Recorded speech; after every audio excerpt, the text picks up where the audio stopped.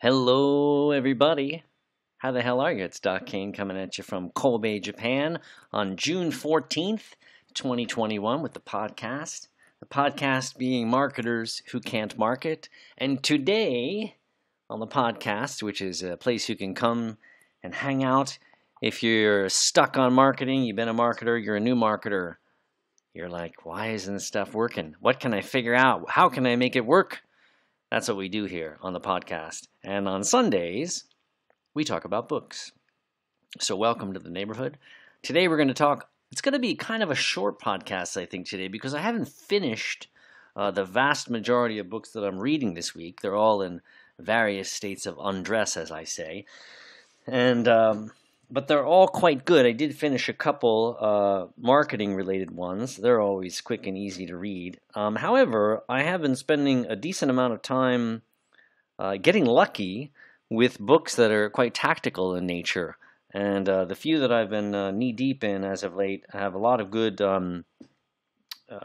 procedural techniques to them that require me to think and take notes and these sorts of things. So I can't just kind of go, breeze through them and get a kind of picture or two as to what things are like. So I'll go over those in a moment, and two of them I mentioned last week. But let's start with where I'm at with the books on my Kindle. So I got Scribd books going, which are fantastic, and you should check out Scribd if you're not yet using Scribd, because it's really awesome. So I have Kindle Unlimited, which you probably know, and maybe you even have it as well. It's like $9 something a month. I'm on and off again with Kindle Unlimited, but I because I do buy a lot of books on Kindle. But I love Scribd. Scribd is the same price, and there I can just download books and read them and keep them in my library. And not everything's available on Scribd, and so I end up getting them on Kindle as a result of that. Or if I just kind of want to own the book. Like there's a lot of books about Vietnam that I like to own. We'll go back to and maybe read again or look for a reference that I'd seen before. So I do tend to buy those. But for everything else that I don't want to kind of hold on to, I will use Scribd. Totally worth your money, so check it out. But let's talk about what I'm reading on Kindle. So I mentioned that I was reading this book about the Vietnam War and about the journalists, female journalists, 3 of them at least, that covered the war, particularly early on. It's written by Elizabeth Becker, and I'm almost halfway through it at this point in time. It's been a busy week. I've had some client work to do. I picked up a new client in Vietnam. I'm doing some editing work for them, and that has kept me a little busy, and I've just put up a article on Gaijin pot here in Vietnam, in Japan, about part-time gigs in the area. I write about work, basically, a Nihon hustle. So it's been a busy week. But anyway, I've been reading this book, and I'm quite enjoying it. It's very cool to see. It's called You Don't Belong Here. And it's cool to get a feel for a perspective that's not that of the soldiers. So I've read a lot of things related to the experiences of the soldiers over there in the war, as well as broadcasters that covered it, a few things here and there. But actually, a lot of my my knowledge of Vietnam is because I did the Vietnam and HD archival research a couple years ago. A lot of my knowledge is actually kind of dense material, actual conversations between McNamara and LBJ that took place on the phone. You can actually listen to these recordings in the National Archives, or at least you used to be able to. I don't know what it's like these days. So actual, like, first-hand accounts, newspaper accounts and things of that nature. And I've read some fiction. I've seen a ton of movies about the war, documentary and otherwise. But this is the first time I've looked at many photo books over the past few decades. This is the first time I've read a book about journalists, even though I've spoken with a few of them via email when I was doing the research on the war. So I like this book. I'm now into the part where she's talking about Francis Fitzgerald, Frankie Fitzgerald, and wrapped up the part about Catherine Leroy. She probably will come back, I'm guessing, at some point in time. These women tend to cross paths, but it's quite fascinating to see how Frankie Fitzgerald's Frankie McKenna, I think, is the was a player in Altan, the Irish band. He died some years ago. She's still alive, so I keep messing up this name. But it's neat to see her experience and how it's different from many of the other people who were there covering the war, male or female, because she comes from a very wealthy, extremely wealthy background. Actually, her family is old money, if you will, and her father worked for the government as some sort of CIA capacity. Her mother was very well connected and had some affair with Adlai Stevenson and these sorts of things. So she's very well connected and very well healed, if you will. Quite confident and not struggling for money as some of the other reporters, as Catherine Leroy was, just really kind of scraping by in the beginning. And the problems that she ran into were compounded by that, right? I mentioned some of the problems that she ran into in a podcast a week or two ago. So anyway, Frankie's experience is quite interesting, and her writing, as a result of these kind of this lack of hindrances on her part, are quite interesting to read. The book on the whole, I said, I'm enjoying, and there are aspects to it where Elizabeth Becker is looking back at the experiences of these women with a modern lens, and sometimes she veers a little bit too much toward personal opinion, I think. She talks about how these women had difficulties getting things done and maybe being respected, and I don't doubt that, but I also I always try and couch those opinions with regard to the time period. And maybe that's me as a man or in my own preference and trying to analyze these sorts of things. Times were different on all sides of all fences, right? And I think Elizabeth Becker cites enough examples to make me feel as though these particular professionals, because that's exactly what they were not ostracized entirely by men or by policy. There's examples in the book of Catherine Leroy getting recommendations from male counterparts who enabled her to keep her credentials in when she ran up against people who didn't like her, and Ms. Fitzgerald seems to have similar friends who took care of her. So, in life, we all deal with people who don't like us in a way, and there are systemic problems that existed then that are less of an issue for sure today. And so when I read the stories like this, I'm always mindful of that, right? She's doing a good job with the book, but I don't really want those opinions to kind of detract from the story that she's trying to tell. So hopefully they're just here and there. They're not overwhelmingly present, but they are cropping up a little bit more than I think is necessary for this part of the book. I'm excited to finish it. I'll probably, given the pace I'm at right now, I'm probably a week or two away from finishing it, but I really do enjoy it. And if you're into the war and learning about the war, or learning about media and journalism, or cultural differences that existed around this time, this is around 66, so it's quite early, and things were definitely different for men and women back then. But these brave women went over there and they did some awesome shit, and they deserve the respect for that. And they got some of it back then, as I can tell, maybe not as much as they deserved. Their names were new to me. I do know the Ed Bradleys of the world and those guys. So, Elizabeth Becker's point that these women are maybe didn't get the kind of credit that they deserve is certainly not lost on me. I don't know their names, or didn't until I started reading this book.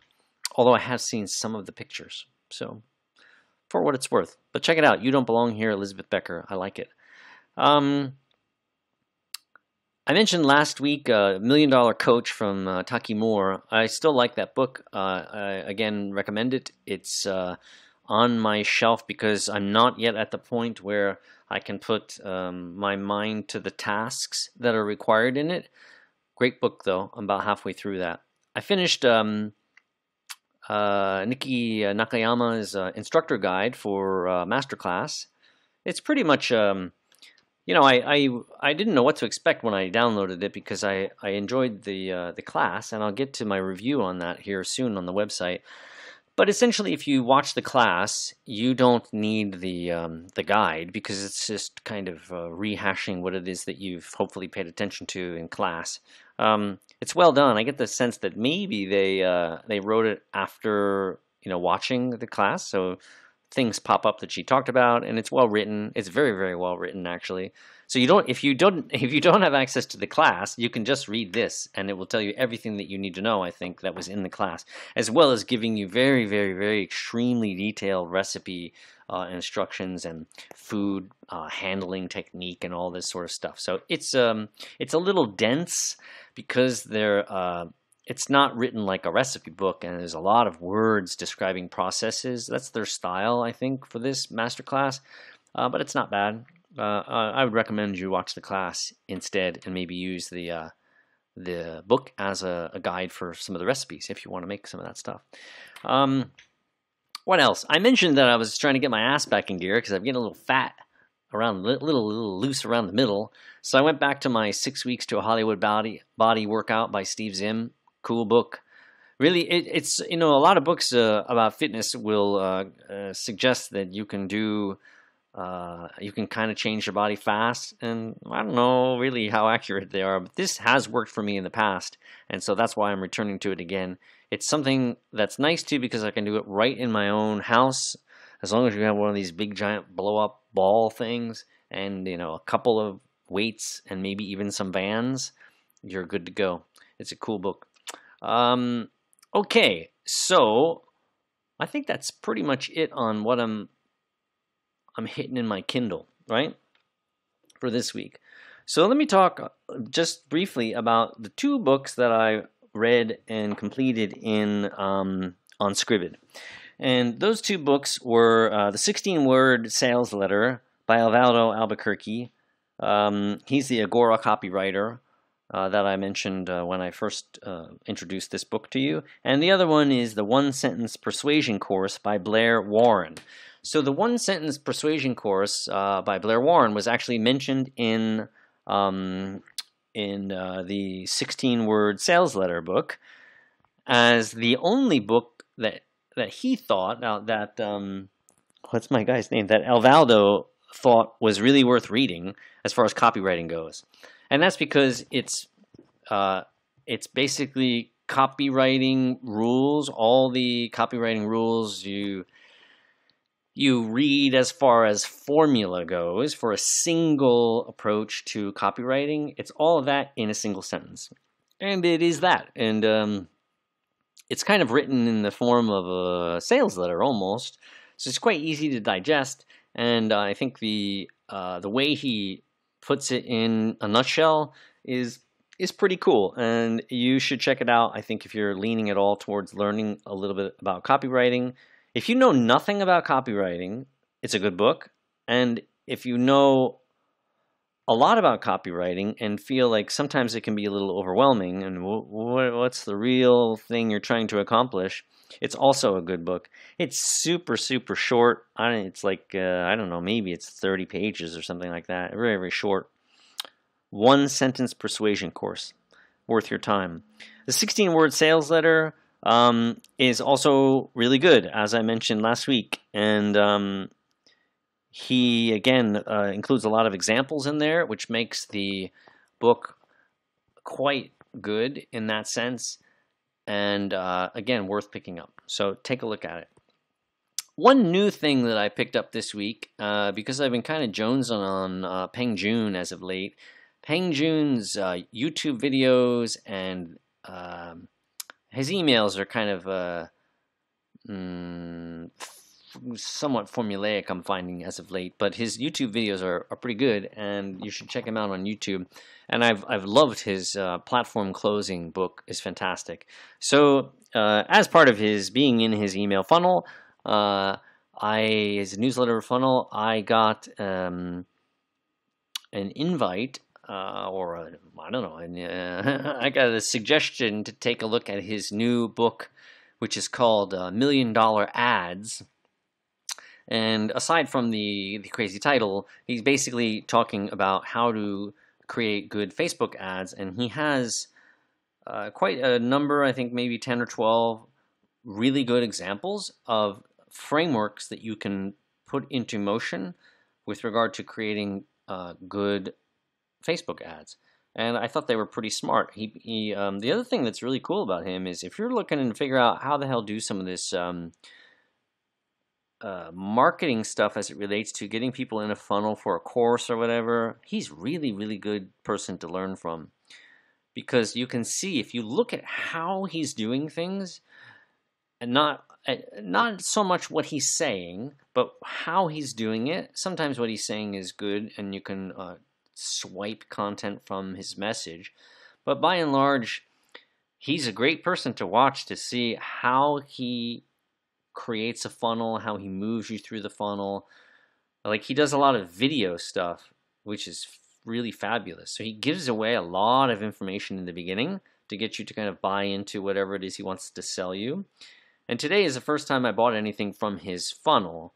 I've bought both of his books on Kindle before, or on Amazon rather.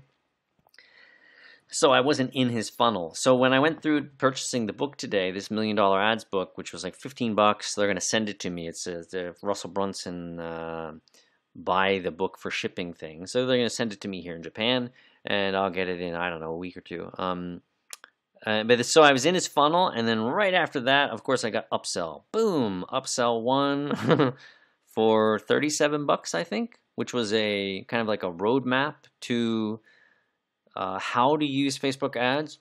And I'm very interested in Facebook ads because they are very effective for me, and I want to learn more about how to do it right.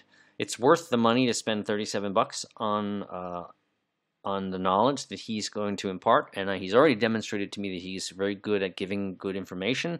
So $37 was no big deal. I mean, it gave me a little bit of pause, but I bought it. And then, boom, upsell 2, $97 for something else. I stopped there, right? So I don't need to get into that. Then there was like a $297 thing, and then a $97 a month, but try it for 14 days free. And fucking long-ass sales letters, and I don't need all that shit, right? And neither do you, right? So unless you're making a lot of money, unless you're making money already that will cover the cost of the program, I find that most of these things are worth waiting for. You don't need to pay for the information because it's already out there. By these creators, they've already put it out there. He's probably shared somewhere this outline thing for Facebook, but I didn't want to fuck around looking for it. And that's usually what people do. They say, okay, it's worth $37. I'll buy it because I don't want to go hunting for it. And sometimes that's okay if the price point is negligible and your hour spent looking for it is better saved reading the thing that you buy, right? But don't go out and buy these things again unless you've got the money already coming in to cover them, I would say. You don't need to spend that kind of money. But I'm looking forward to reading the book, and as always, as I've said, his information is quite good. So Peng Joon is worth checking out. That's all I've got for you this week on the books list. There are things I need to finish, and I should be able to finish them within a week or so. And the other thing I wanted to mention, by the way, is you may have noticed that on Saturday, I didn't record a podcast because Saturday is kind of our day around here. My wife do a variety of things. It's our day to do what we want to do. And I was a little anxious about, shit, I got to do the podcast. And then I felt like, you know what, I don't want to do a podcast today, and I should listen to my own advice that I'm giving to you, which is to take a break every once in a while. And I had just recorded a day or two or three earlier that you should build breaks into your into your work schedule, right? So that's what I did. So I decided I don't need to do a podcast every day anymore. I had already done 30, so I did 30 in a row. That's quite an accomplishment, I would say. 30 in a row, why not take a break? So from here on out, I'm not going to record a podcast on Saturday. That will be my day off. And I may even do the same thing on Sunday. So this book podcast recap I do on Sundays usually. And, sometimes if it's too busy on Sunday, I record it the next day. And so I may decide to trim that as well, just to give myself the entire weekend to do what I want. And I think that's fair, right? 30 days, the Russell Brunson Challenge, I think is a good achievement. So you should do the same, right? I hope you enjoyed the podcast today. Check out some of these books if you are so inclined. And if you got anything out of this and you want to give me a like or subscribe, go ahead and do that. I would really appreciate it. And we will catch up with you tomorrow on the podcast Marketers Who Can't Market. Cheers from Kobe, Japan.